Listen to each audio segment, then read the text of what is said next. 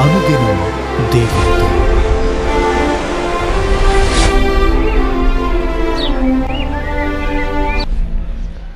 Praise the lord. అనుదినం దేవునితో అనే కార్యక్రమాన్ని చూస్తున్న మీ అందరికీ మన ప్రభు అయిన రక్షకుడైన యేసుక్రీస్తు నామంలో వందనాలు.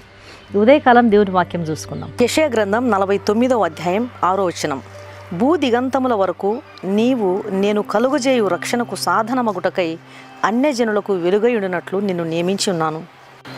9 సంవత్సరాల వయసున్న లూయిస్ అనే బాలుడు పని చేస్తున్నటువంటి తన తండ్రి దగ్గరకు వచ్చి చాలా తీక్షణంగా తండ్రి పనిని గమనిస్తూ చూస్తున్నాడు. వాళ్ళ నాన్న గుర్రాల ముఖాలకు తొడిగే కవచాలను తయారు చేసేవాడు.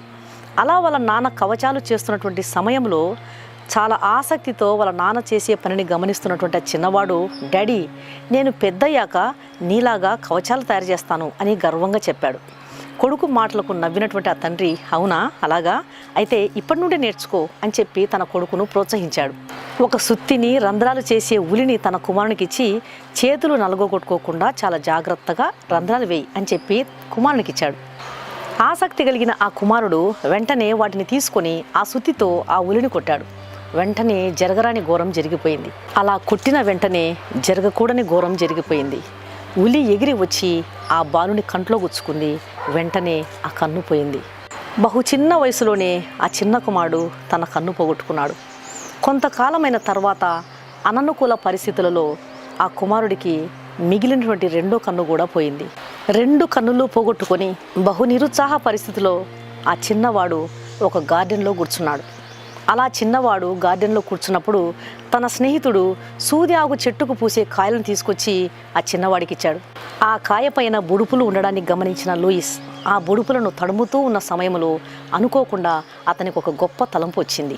అదేమంటే, ఈ బుడుపులు స్పర్శించడానికి ఏ విధంగా అనుకూలంగా ఉన్నాయో అలాగే ABCD అక్షరాలను స్పర్శించడానికి బుడుపుల మాదిరిగా తయారు చేస్తే తనలాగా అంధత్వంలో బాధపడుతున్న వారు చక్కగా అక్షరాలను చదవగలరని, దాని ద్వారా ఎంతో గొప్ప మేలు పొందగలరు అని భావించినటువంటి లూయిస్ అక్షరాలను బుడుపుతో తయారు చేయడం మొదలుపెట్టాడు.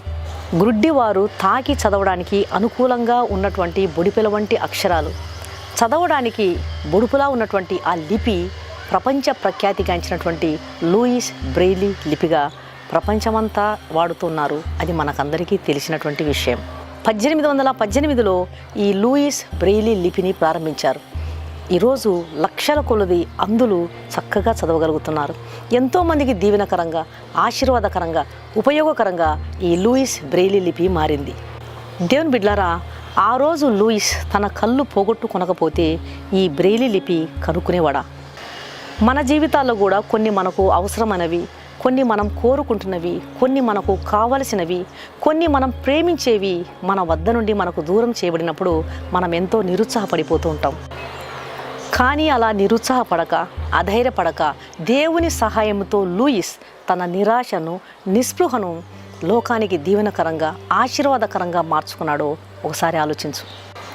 ఈరోజు నువ్వు ఎదుర్కొంటున్నటువంటి సమస్యలు, కష్టాలు, ఇబ్బందులను దేవుని సహాయంతో జయించి అదే పరిస్థితిలో ఉన్నటువంటి వారు నీకు ఎదురైనప్పుడు నీ అనుభవాలను వారికి ప్రేమతో ఆదరణ పుట్టించే విధంగా నీ అనుభవాలను పంచు. ఒకవేళ నీవు ఇతరులకు దీవెనకరంగా మారాలి అనే ఉద్దేశంతోనే దేవుడు నీ జీవితంలో ఆ కష్టాలను అనుమతించాడేమో ఆలోచించు. అనేకుల రక్షణకు దేవుడు నిన్ను సాధనంగా నియమించున్నాడేమో, అన్యజనులకు వెలుగుగా దేవుడు నిన్ను నియమించున్నాడేమో ఒకసారి ఆలోచించు. ఈ వాక్యం వింటున్న ప్రియమైన దేవుని బిడ్డ, నువ్వు కోరుకున్న దాన్ని కోల్పోయినావని నిరాశ చెందకు. ప్రభు నీకు తోడే ఉండి నీ ద్వారా అనేకులు రక్షణ పొందే విధంగా, నీ ద్వారా అనేకులు ఆదరణ పొందే విధంగా, నీ అనుభవాల ద్వారా అనేకులు ఉజ్జీవం పొందే విధంగా, దేవుని సన్మార్గమైన మార్గంలో నడుచుకునే విధంగా ప్రభువు నీకు సహాయం చేసి అనేక ఆత్మలను దేవుని రాజ్యంలో చేర్చుటకు ఆయన నీకు కృప చూపునుగాక. కళ్ళు మూసుకొని ప్రార్థన చేస్తాను. పరిశుద్ధుడైన మా ప్రియ పరలోకపు తండ్రి, మీరిచ్చిన శ్రేష్టమైన వాక్యానికి స్తోత్రం నాయన. మా జీవితాల్లో మాకెంతో అవసరమైనవి, మేము కోరుకున్నవి, మేము ప్రేమించేవి కొన్నిసార్లు మా నుండి దూరం చేయబడినప్పుడు మేమెంతో నిరుత్సాహపడిపోతాం, అధైర్యపడిపోతాం నాయన. అలాగుండకుండా క్లిష్టమైన పరిస్థితుల గుండా మేము నడుస్తున్నప్పటికీ నీ సహాయం ద్వారా నిరాశ, నిస్పృహలను దీవెనకరంగా, ఆశీర్వాదకరంగా మార్చుకున్నటకు మాకు సహాయం చేయనాయన. ఈ వాక్యం వింటున్న మీ ప్రియ బిడ్డలలో ఆరోగ్యం కోల్పోయిన వారు ఎవరైనా ఉన్నట్లయితే అలాంటి వారు ఎంత కష్టమైన పరిస్థితుల్లో ఉన్నటువంటి వారైనా సరే ధైర్యంగా పరిస్థితులను ఎదుర్కొనుటకు సహాయం చేయండి నాయన. వారి అనుభవాలు ఇతరులకు ఆదరణ కలిగించే విధంగా ఉంచండి. ప్రతి విషయంలో నీ చిత్తానికి లోబడి కృపను దయచేయమని యేసు నామమున అడిగి వేడుకుంటున్నాను తండ్రి, ఆమెన్. ఈ వాక్యం విన్న ప్రియమైన దేవుని బిడ్డలారా, దయచేసి దేవుని వాక్యం అనేకులు విని మేలు పొందే విధంగా, రక్షణ పొందే విధంగా, ఆశీర్వాదం పొందే విధంగా దేవుని వాక్యాన్ని షేర్ చేయండి. ఈ ఛానల్ను సబ్స్క్రైబ్ చేసుకోండి. మీ ప్రార్థన అవసరాలను కామెంట్ సెక్షన్లో తెలియజేయండి. మీ కొరకు తప్పకుండా ప్రార్థన చేస్తూ ఉన్నాము. ఎంతోమంది ఎన్నో అవసరాల గురించి మరి కామెంట్ సెక్షన్లో తమ అక్కర్ల గురించి చెప్తా ఉన్నారు. మేము ప్రతినిత్యం మీ కొరకు ప్రార్థిస్తున్నాం. ధైర్యంగా ఉండండి. ప్రభు మీకు కృప చూపిస్తాడు, జయం దయచేస్తాడు. ఈ వాక్యం విన్న మీలో ఇంకా రక్షణ పొందని వారు ఎవరైనా ఉన్నట్లయితే దయచేసి క్రీస్తు వారికి మీ హృదయాన్ని ఇవ్వండి. పాపులను రక్షించడానికి క్రీస్తు యేసు ఈ లోకానికి వచ్చాడు. పాపము వలన వచ్చు జీతము మరణం.